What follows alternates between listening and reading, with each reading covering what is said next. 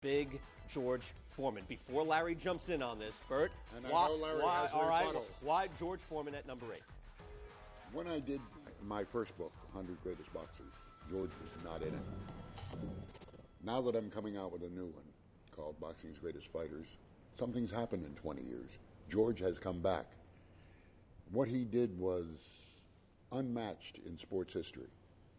Yes, I know Jack Nicklaus at a later age wins a major, but nobody was throwing golf clubs at Jack Nicklaus. Mm-hmm. George Foreman came back 20 years after he lost in Zaire, wearing the same trunks to knock out Michael Moore for the heavyweight championship at the age of 45. He had shortened up his punches some because in the early days, he did what George Chuvalo would say was throw punches out windows. He looked like he was hewing down trees. He came back, he was shorter in his punching, more powerful, and what he did was unprecedented. All right. Larry, what are your thoughts on Foreman at number 8? You know what? I'm so happy to be here to hear this from Bert because I respect all fighters, and I think I'm a pretty good analyst myself when it comes down to fighting. How can he get George Foreman rated number 8? George Foreman couldn't beat Jimmy Young, he couldn't beat Tommy Mars, and he couldn't beat Shannon Briggs. And that's much later. Again, you have to rate those two careers, just like with your career, Larry. No. This afterwards, because he came back, then he beat Michael Moore. He knocked Michael Moore out. Right, that's true. Right. He knocked Michael Moore out. Right. And I'm going to say this: a blind squirrel will find an acorn every now and then. And that's what George Foreman found, an acorn, because all night long he was eating right hands. Face was swelled up, right, taking punches all day long. But he still did it. But he still did it, Larry. He was getting beat up. Now, let's face the fact. He was getting beat up, and he didn't short his punches up like Bert said he did. He was throwing looping, long right hand. No, with that right hand he hit him with. No, he hit him with a left hook. Then he hit him. The left hook started. He went bang, bang, and then he threw a right hand. Bang. So, there is a right hand in there. There is a right hand. Yeah, that's what I said.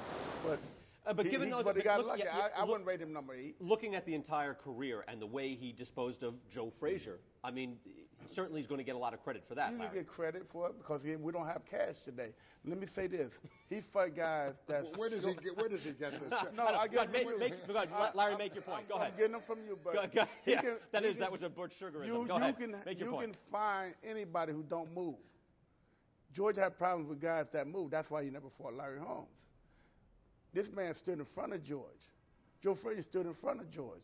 Anybody that George is bang, hit, he takes out. But anybody who's got a little boxing style like Jimmy Young did, he loses. He can't take out. All right, George Chuvalo fought George Foreman in 1970. You had the rebuttal. Good, we gave you time on that. George, what are your thoughts on George Foreman? Big rebuttal. With respect to my fight? Or with respect your to fight. What was he like to be in the ring? First of all, I got hit with a good shot in the third round, and it drove me on the ropes, and all of a sudden, as I always say, and as Bert was just talking about, throwing punches out the window. He doesn't look to set you up, doesn't look to create openings. He just throws them out the window. He just gets all like in a frenzy and throws punches out the window.